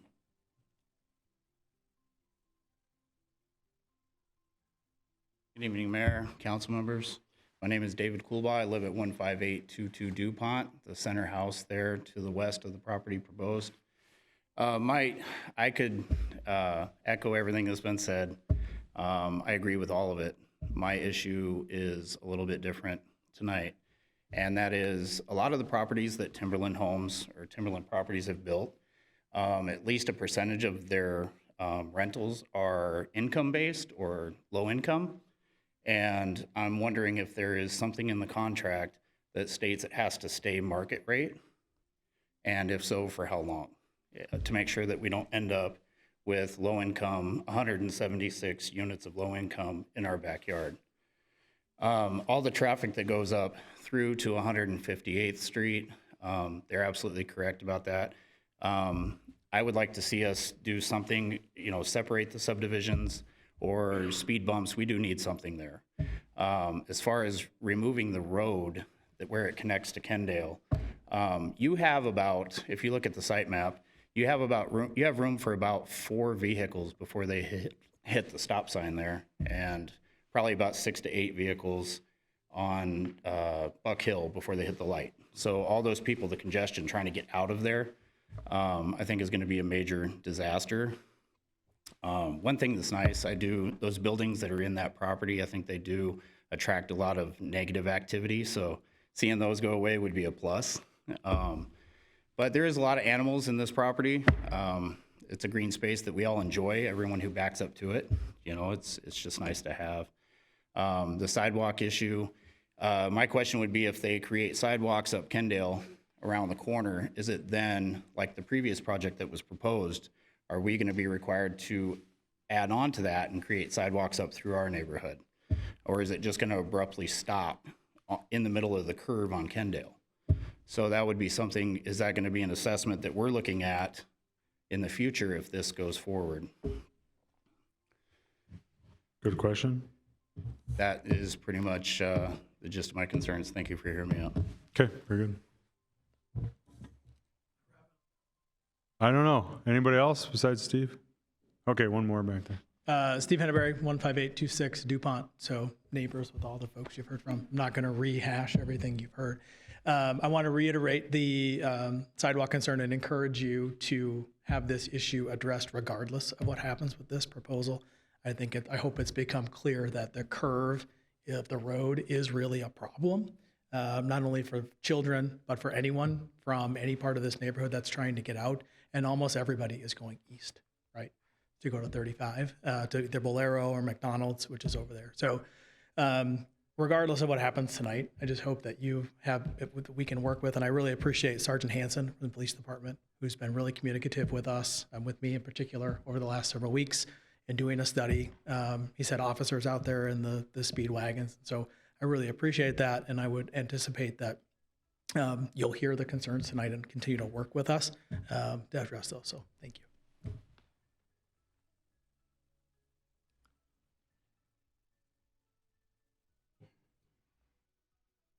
My name is Munib Ahmed, and I live in 16097 Kennard Court, Lakeville. So I echo whatever has been said here. The other thing which I wanted to add was just added that the road which is designed, I don't know who would think that, so it has only 4 or 5 car spaces before it hits the road, right? So just imagine that 150 cars coming out at 8 o'clock from this property, which is being proposed, and all the West Buck Hill also uses that road.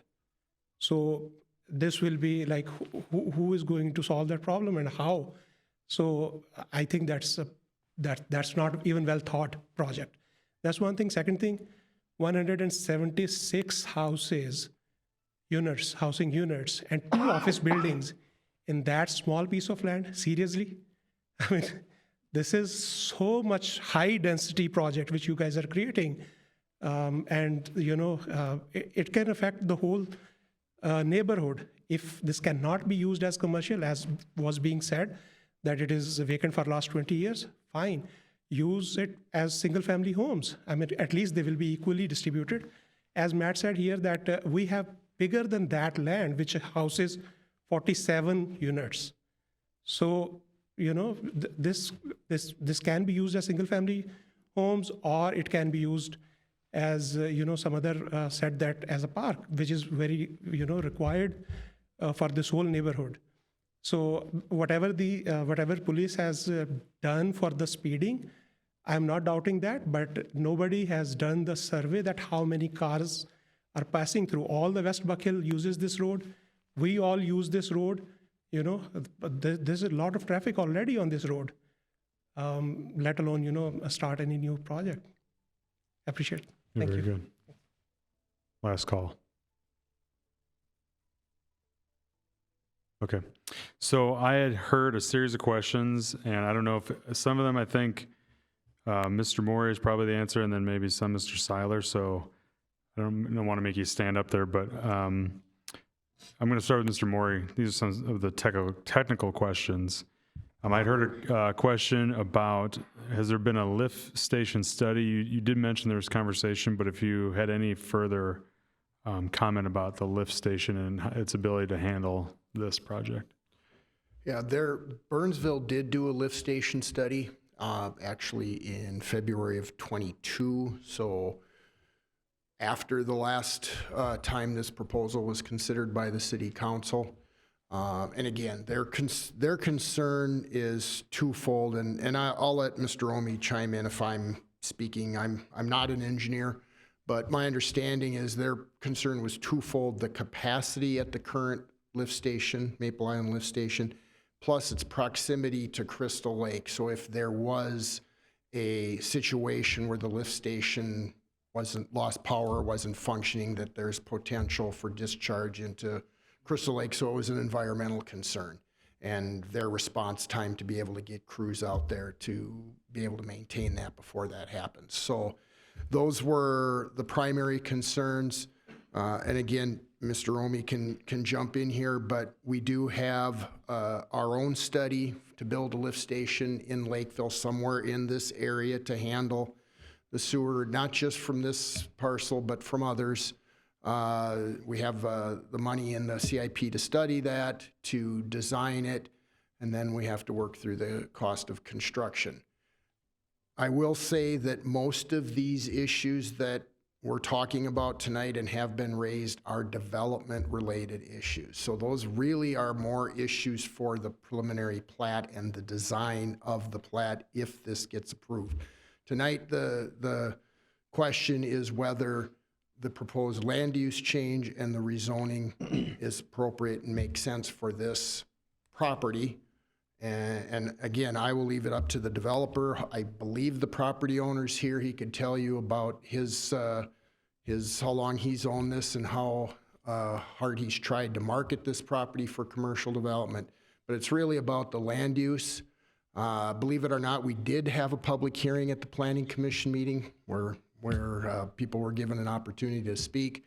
So we did go through that process as is required by our ordinance and state statute as well. So if this gets approved by the City Council, there will be more opportunity to examine the specific design of the development of this property, the current design of Kendall Drive, more detail on the traffic, although I would like to, at some point, turn this over. There is a representative of the firm that did the traffic study, and since so many comments were related to traffic tonight, I think that person, who's more of an expert on traffic than I am, should speak. I did review the traffic study. There weren't any concerns about the operations of the intersections, and the stacking distances and the sight lines. But I will leave that to the experts to go into more detail on. Okay. Did anybody else have questions for Mr. Maury? I had other questions for. In that traffic study that they did they put one of those counters on Kendall? I'll have to. Yeah, no, I know, but I think that's the biggest So question. I'm going to turn over to the person who can answer the traffic questions, if that's okay. And maybe it makes sense just to kind of give an overview of how and what you studied and conducted, and maybe some more information that might be helpful. Sure. Mayor, members of the council, my name is Nick Rage. I'm with Alliant Engineering, 733 South Marquette Avenue, Minneapolis. We've actually performed 2 studies for this development, one originally in 2021 with the earlier development plan, and then again in 2023. We've actually collected data out there 3 separate times, 2017, 2021, and 2023.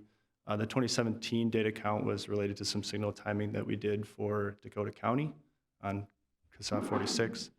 When we collected in 2021, we were obviously on the back end of the pandemic. We analyzed the 2021 volumes relative to the 2017 volumes to make sure that there wasn't a considerable drop-off in traffic. And we applied some factors at that time for the 2021 study to make sure we were analyzing pre-COVID conditions. And then in 2023, we collected in August before performing the current study.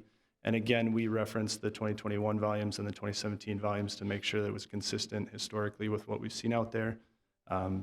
Traffic volumes have not returned to pre-COVID volumes in most places across the metro. And the 2023 volumes that we collected were consistent with what else we're seeing through not just Dakota County and the city of Lakeville, but the state as a whole. So we're confident that the volumes that we collected as part of this and analyzed as part of this study are consistent with conditions that are out there. When we collect data, we do it on a typical weekday. We don't design for major events outside of major areas like sports stadiums. So, we're looking at that typical weekday peak period. So that doesn't account for, maybe Buck Hill traffic on a weekend in the winter, but it does account for the typical Monday through Friday to and from work, to and from school. So we analyze an AM peak hour and a PM peak hour.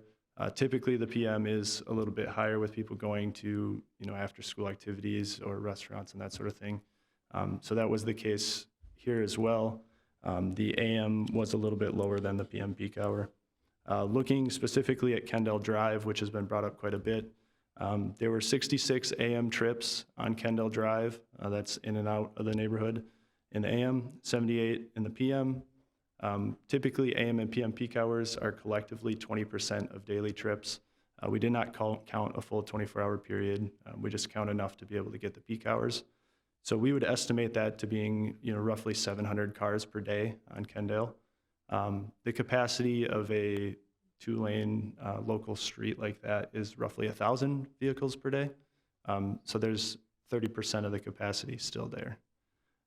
Looking at the development as a whole, a lot of the trips that are coming out of this development are also residential. In terms of trip distribution, we do not assume that a lot of trips are going from residential to residential, which is why as part of this study, a lot of those trips are going to 46, to Buck Hill, and eventually over to 35. So we do not estimate a large number of trips from this development utilizing Kendale. Our projections, which was maybe a little bit conservative about trips using Kendale, would be 76 in the AM, that's a difference of 10, 98 in the PM, a difference of 20, bringing the total daily trips up to roughly 870, still well below that at 1,000. Typically, when you're exceeding 1,000 vehicles per day on a local street, such as Kendale, the solution is to add turn lanes at major pinch points. That's where you start to see kind of the capacity issues with rear ends as vehicles are slowing to turn. It wouldn't be adding more lanes, going to a 4-lane section or anything like that. So long-term, with this development, we analyzed both the major intersections on 46 and the access locations, 2 on Kendale, 1 from the single family and 1 from the larger development, and then the 1 on Buck Hill. All intersections performed at level service B or better. Typically, we would not see any concerns with anything until it degrades to like a level service D. So they're all performing adequately, and we analyzed 2025, which was the build year identified, and then 2045, which is 20 years in the future, still without issue. So we do not have concerns from a traffic perspective. There are concerns about existing traffic behaviors and safety relative to Kendall Drive, and I understand those concerns. But from a development perspective, the traffic that's being added to the network is within acceptable performance of those intersections. Okay, other questions? Traffic related? Okay. We can follow up after. Yep.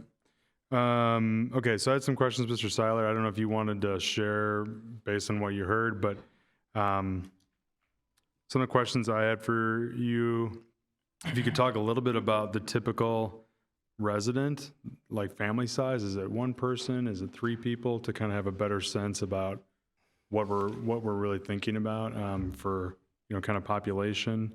I think there was a specific question about market rate long term that maybe you can answer. And then my other question for you is, does the plan have holding on to some of the tree buffer between the single family that you're presenting versus the single family that abuts DuPont and Kendale? All right, I'll do my best to remember all that, but don't worry, I got it written down. So unit mix. Right now, this is set up to have about 100 one-bedrooms in the stacked flats, and then the rest would be, I think it's around 58 2-bedrooms and 4 to 6 3-bedrooms. So what we've seen for most of these developments that we do, the demographic tends to be young professionals, married couples that are looking to establish roots in the community, eventually probably move up, have kids, and be in the school district. The other large demographic, which is actually a little more surprising to us, was downsizers, baby boomers, who don't want to keep up with maintenance on their home, don't want to go to independent living or an apartment, but like the space, the garage, and somebody else doing their maintenance for them. So that's kind of what the demographics have been. The household incomes of these, and just to back up a little bit, the rents on the 2 bedrooms are around $1,800. I think the 2 bedrooms are around just under $2,400, and then the 3-bedroom apartment units around $2,800 to $2,900 on average. The single-family homes over $3,000. So, typical household incomes for these developments have been well into the 6 figures. They cost over $300,000 to build. So that kind of leads into the question about the comment about a lot of our projects, I guess, having an affordable component. Happy to have that conversation. If you look at the website or the projects that have that, that's usually driven by a city requirement. The cities that we've worked in, Eden Prairie has required that affordable component. The city of Minneapolis requires it. So the deals where that we have it has been driven by a city requirement. None of the Sundance projects that we have built have any affordable component, and this one won't either. And actually, this seems to go both ways. Sometimes we're getting grilled because we don't have it. Sometimes we get grilled because we do have it. So, I think that's demographics.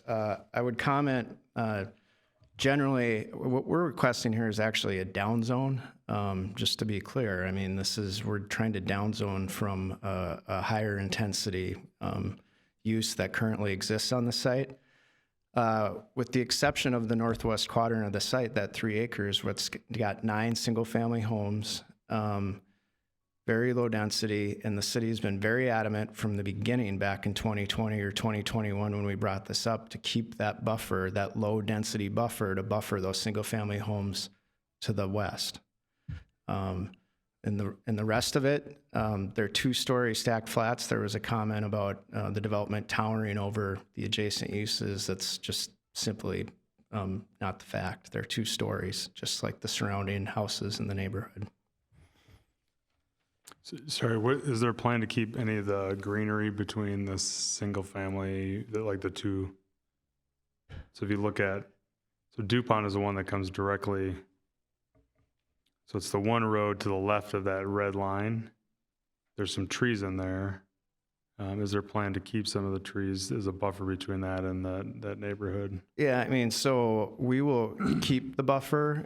Any trees we remove, the cities usually require a replacement plan, and if that's a big concern, we will work throughout the preliminary plat and development agreement to make sure that that buffer exists.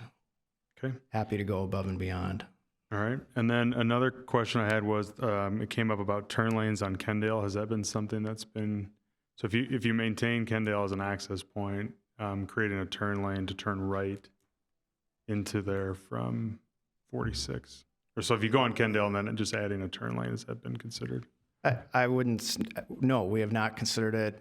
So far, our decisions have been based off what's driven by the traffic study and what the traffic study's shown. So we have not looked in depth at that. Okay. Other questions from, John? Can you just describe, you talked about it a little earlier. Sure. But the management of the property, I just want to verify that it is your management and that they're there all the time. Yeah, it's, Timberland Partners, we manage, like I said, over 20,000 units. It's all in-house. This site, this property, this size will have 5 people working on site daily: community manager, assistant community manager, a leasing agent, and a service supervisor and a service tech. So, another comment I would say is we take care of the maintenance. This isn't like a single family, which there's a lot of them going on right now, but single family rentals or, a for sale townhome HOA where some of them are then rented out, and you can't control the maintenance. We control the maintenance. We also have the ability to go into units, and we have a lot of control over the upkeep and maintenance of our properties.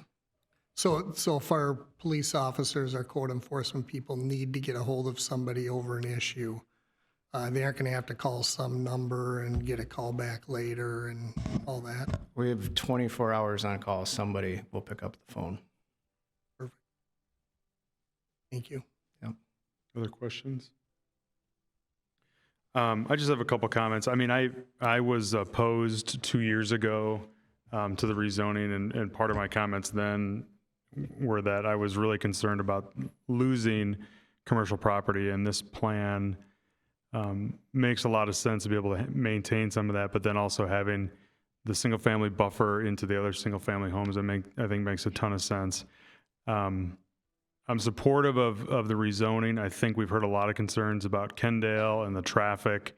And so my hope is that you guys continue to stay engaged with us, and we will with you, to make sure we have those traffic issues addressed through the platting and kind of the further process. So that's where I'm at on it.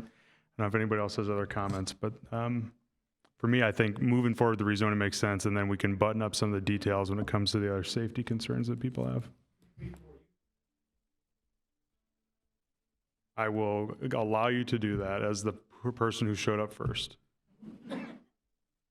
But just, if you'd please keep your comments limited, because we're kind of wrapping up, so.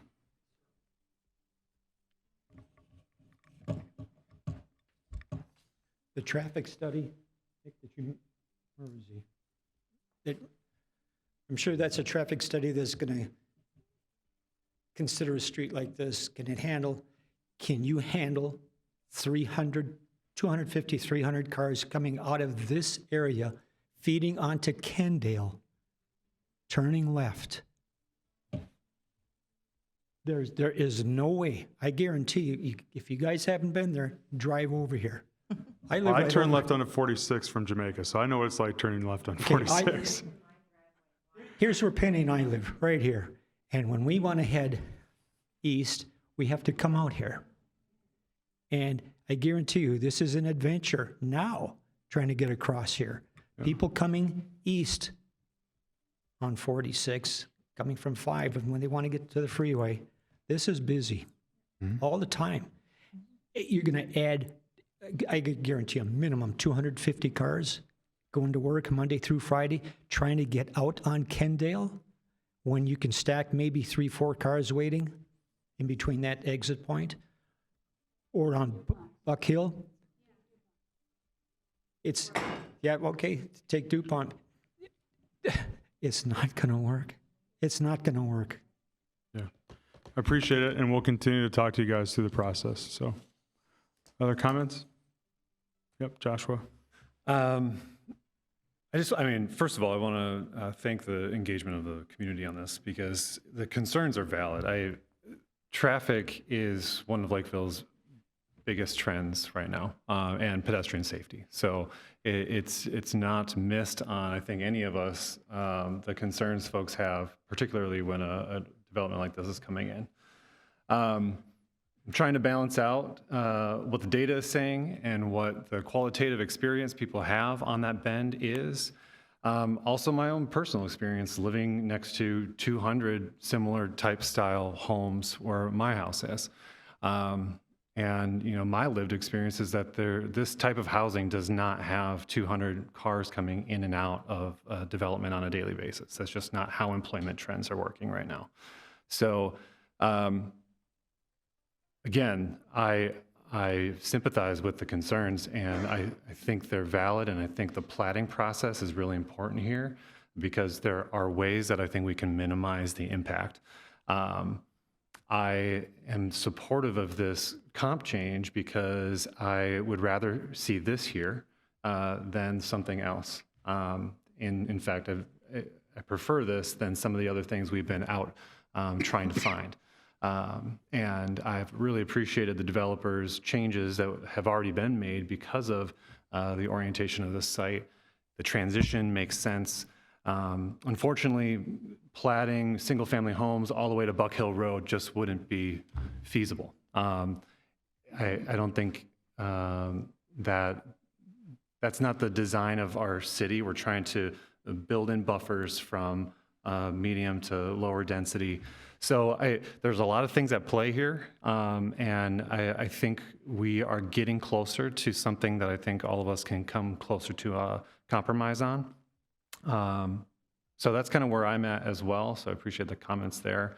I also just wanted to make a comment too that we aren't trying to subdivide anyone's current personal residences around here. So that is up to you to sell your own property. I don't think we addressed that formally. So that's where I'm at, and again, just appreciate everybody's comments tonight. Yep, Michelle.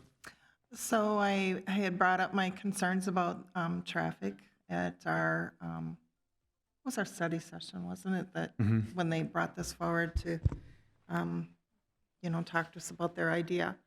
And at that time, so I'm grateful for the residents coming in, because it hadn't dawned on me that the West Buck Hill area how much usage was coming out of that street too.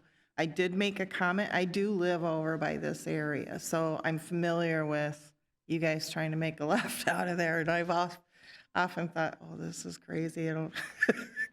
But the other thing is though, just because we, as humans, most of these people, I'm just going to speculate, are going to want to go to a light. And they're most likely going to take themselves over to Buck Hill Road, even if they were going to take a right onto 46, just because of the turn lanes, et cetera, that are accessible. I had more concerns about the sight lines on Buck Hill Road because of the kind of the S curve. I don't think that's going to be corrected. And, that was kind of my thought process. How many more accidents were we going to have, in that area, because it would be such a short distance to get to the light. The other thing is that I was grateful to this, while I didn't really want this thing to go forward, but when they made the change to have the medical commercial come in, for me personally, in my opinion, that really is a lower volume of people and a clientele that is more desirable for commercial properties, considering what could go in for, because this whole thing could be a big box. And we'd be having issues with the problem is the reason the big box won't buy here is because Buck Hill Road. I mean, and the access and getting in and out. And then, it's just not a desirable property for something like that. So when the medical building proposal came forward, that was definitely more desirable, and it fits in with what's across the street with the other office building, et cetera. It fits in with the Moments Nursing Home. The corner fits. Those types of commercial uses kind of fit the area. It keeps it low key, little for you folks. I am very concerned. I didn't realize the issues that you were having in your neighborhood with only 40-something people. You don't have this hundreds being able to bring those issues forward to the city. So I'm really hoping that we can come up with some solutions for the safety, because that is a huge concern. And I can't really see what else can go on this property, and we have to just kind of figure out a way. I hate to make the step of approving this and then have to go through all these things, but I realize that that's the step that you take. You do one little step and then you go through the plat process. So my question is, when we get to the plat process, if we made this step, when we get to the plat process, is there any room for refusal if we don't like how it's laid out and we don't think it's safe for the residents' concerns? Mr. Miller, do you have an answer? Well, I would defer to the city attorney, but if a project comes in and it meets the subdivision requirement as set out in the city code, then the discretion is pretty limited. Correct. And so that is my problem with taking this step till we actually can solve some issues. And I made that, clear the last time. But I just wanted to at least outline some of the positives I see with it. But I still can't move forward with it because I just think there are too many safety concerns that need to be addressed before we could move forward with the project. And I'm limited by the time we approve it here to the next time it comes forward because with the preliminary plat. So that's just my personal opinion. Any other comments, John? I agree. I appreciate people coming forward. It's actually nice to see this room full and people coming up and commenting because it's important to you and you are heard. I see this as a process, and the first part of the process is to make a decision on the zoning. The plating comes later, how this is actually ends up being laid out, back and forth, taking your comments into consideration and inviting you to remain engaged in that process. This isn't the last time that you would be heard from. So I support the zoning change, but I do want to see us do the best we can in plating in terms of safety, in trying to make the pedestrian safety as much as possible, and the traffic safety as much as possible. And that's where I sit right now. I support the zoning change, but we have some work to do. Yeah. I want to echo what's been said, thanking everybody for coming and participating tonight. I've spent many years of my life serving on planning commissions, so we do a lot of public hearings in those settings, and I gotta give you all my kudos for the respectful tone that you've had this evening. I know it's very emotional when projects impact your homes and your livelihoods and that sort of thing. So thank you for participating here. The question before us tonight is the land use issue, and moving this from a commercial zone. We have a lot of discussions about traffic, and I've got to say, everybody keeps talking about the commercial use that was envisioned here was a Costco at one point. I don't know if you've ever been to the Burnsville Costco, but the traffic going in and out of there is significant and substantial. So I think this is an improvement in that regard. But I just want to echo what John and Michelle have said as well, that we do have a lot of issues. I'm concerned about the roadway issues that have been raised there, and think we need to address that as we go through in future steps. But I'll be supporting this. Okay. We've all kind of weighed in. I'll take a motion then. Yep. I move to approve 1, a resolution amending the 2040 comprehensive plan, and 2, an ordinance amending the zoning map and adoption of findings of fact for Sundance, Lakeville. Any further discussion about the motion? Joshua? I guess my only last comment is that as a developer who has strong roots in the community, I guess my expectation would be that this, even though there are as a council may be more limited, that we're going to continue to be working on this together until it's ready to go. So it's not only an expectation, it's just what I believe is going to happen because of how we've worked in the past. So thank you for continuing to do that. Okay, very good. Roll call. Second. Oh, I'm sorry. Is there a second? Joshua seconds. I jumped to the comments. So now, is there any further discussion on the motion? Missed one meeting and I'm rusty. Okay, if not, roll call, please. Hellier, Aye. Bermel, Aye.